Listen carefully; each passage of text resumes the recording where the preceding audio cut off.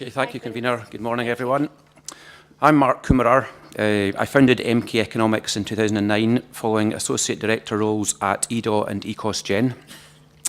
I specialise in undertaking independent economic impact assessments for private sector clients who are seeking either funding and/or planning approvals.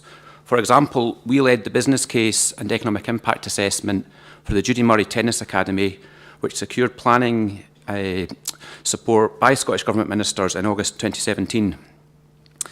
I also undertake external reviews of economic impact assessments for public sector funders and planning authorities.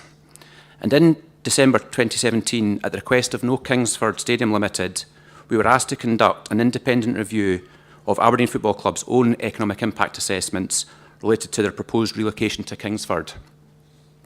The key findings of our review can be summarised as follows. There were various iterations of the economic impact assessments completed throughout 2017. It was a challenge in itself reconciling these changes and the rationale for changes within each impact assessment. Furthermore, we did not have access to the economic impact models. We would have expected these to have been provided. The initial economic impact assessment did not comply with impact guidance in that it did not assess any options other than the relocation option. The second version introduced two options, a do-nothing and a relocation option. We would have expected a wider range of options to have been assessed. Although technically compliant, the do-nothing option is a simplistic, pessimistic and unrealistic option in which to measure the relocation option against.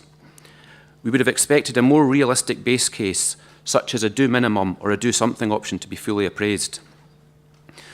The reports state that the club is valued at around 9.3 million in GVA terms, based on average crowds of just over 13,000 fans.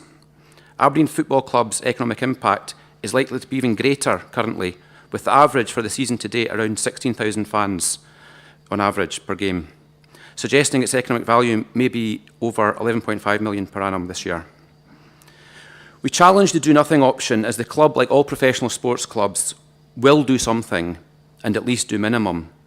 The likelihood of losing half of the current crowd numbers is seen as overly pessimistic and, quite frankly, unrealistic.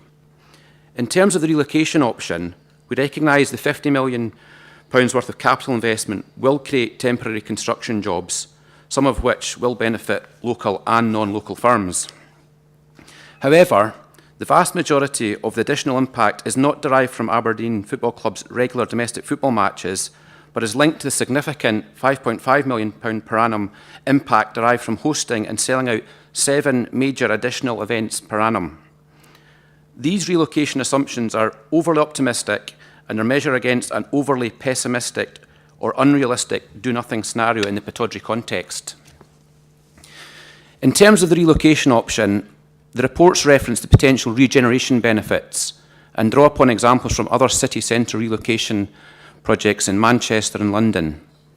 These are not pertinent to this proposal, and these are based on the regeneration of brownfield sites.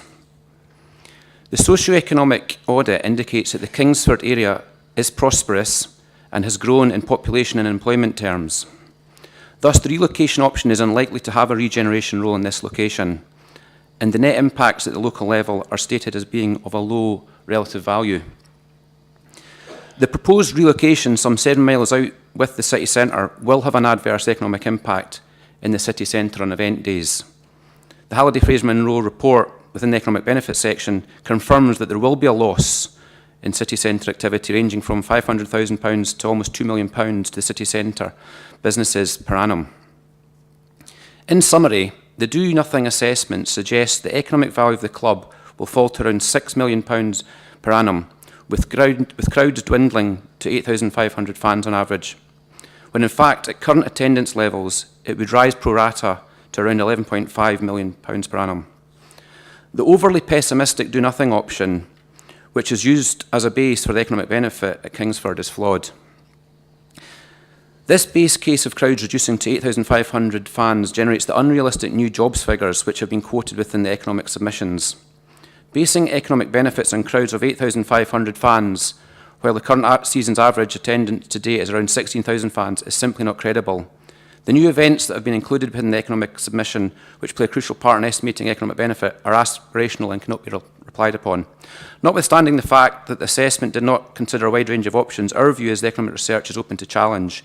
Based on this information, the applicant has not presented a credible economic case which would justify deviation from the local development plan and the loss of 25 hectares of greenbelt land.